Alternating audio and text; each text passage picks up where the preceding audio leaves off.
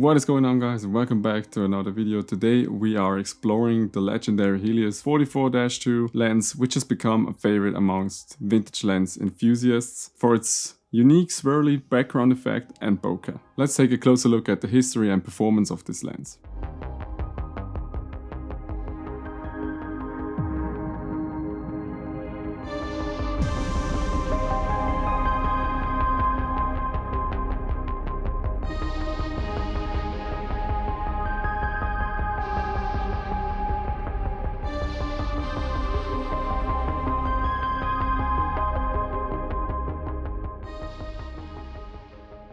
The Helios 44-2 was introduced in the 1970s by KMZ, a Russian lens manufacturer, and was designed as a prime lens for the Zenit SLR system camera, which was very popular in the Soviet Union and Eastern Europe at that time. The lens by itself is a 58mm focal length on full frame and has a maximum aperture of f2, and it's also only manual focus, which was pretty common back then. Although buying online, it is pretty crucial to find the right lens, because the newer lenses are not as recommended as the older ones. The older ones are the best in terms of build quality and performance, and reliability. Also, you should watch out for some residue on the blades inside the lens. If that's the case, try a different lens.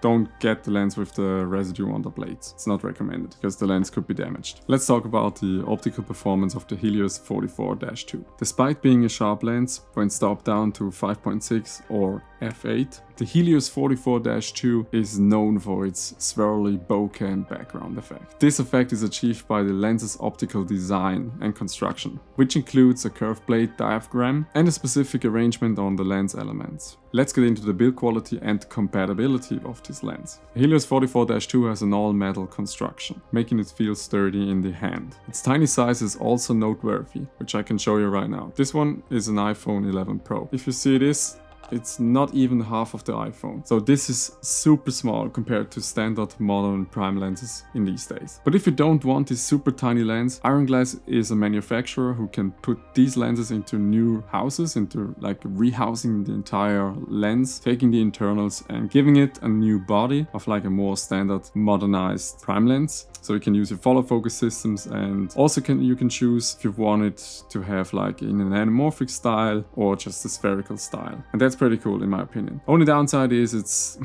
yeah, the price, of course, because this lens retails for about $100 to $150, although they have gone up in price pretty hefty after the last Batman movie, but still pretty affordable compared to the Iron Glass ones, because the Iron Glass ones start at like $1,000 and up, but you get the modernized build quality with like the focus rings, gears on the lens and stuff like that, so you can attach your follow focus systems, your aperture changes and stuff like that with your motors, which is pretty common in cinema. This lens is compatible with a wide range of lenses these days, because if you have the right adapter to it, I got the M42 screw mount to EF adapter, so I can use it on my Komodo with the RF to EF adapter, which gives me the ability to use a variable ND filter behind the lens, not in front of the lens, with a screw-on filter, which is pretty cool in my opinion. That's what I like about this design. So I can use a Promise filter and without having to step up rings and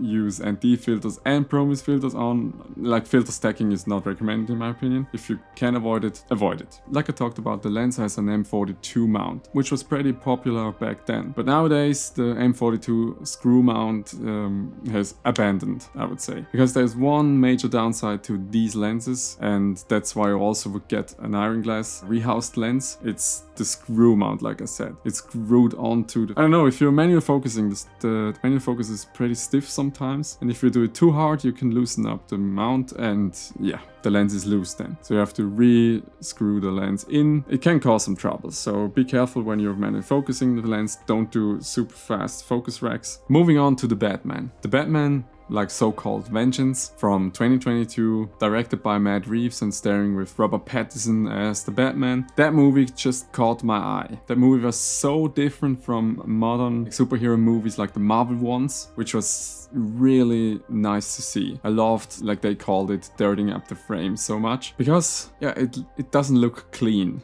And that's also a reason why they used a rehoused version of the Helios 44-2 for their film, alongside with different prime lenses. The film has definitely changed my mind about filmmaking. I'm looking forward for more movies to come out like The Batman, like the overall virtual production thing and without the green screen stuff. The film was so fresh and it made cinema like great again in a way. Like dirtying up the frame is such a new term for, we always try to get the cleanest image out of these super sharp and high resolution sensors. The one I'm shooting on, like the Komodo, which is like 6K resolution, and totally forget about what filmmaking is. Filmmaking is telling a story, and if you're just cleaning up everything, the film needs, in my opinion, texture. The Batman just made that right. And why is that? First of all, like I talked before, the swirly background and bokeh effect was achieved with this lens. And also, like, they used the newer lenses, the newer anamorphic lenses, and changed the actual lens elements on top to match the style of these old vintage lenses. And yeah, it looked beautiful. Really beautiful. Like, you have some really weird out of focus areas, and how they shot it with like the angles and the lighting was so intense. It almost made, I don't know how to say it, but it made me feel something. It made me being there when I watched it. Alright, let's come to the conclusion of this video, and first of all, thanks to all of you who have watched it so far into this video. Really appreciate it. Hope you stick around and subscribe if you want to. Yeah, for me, as a conclusion, this lens it's a banger. Everyone who likes textures and wants unique style of like imagery, get yourself a lens like this, or the rehoused ones if you have the money for it and you want something like this. You don't want to fiddle around with adapters and stuff like that. Grab a lens like this because of its swirly bokeh background effect. If it's all metal design, yeah, learn to manual focus with it. Trust me.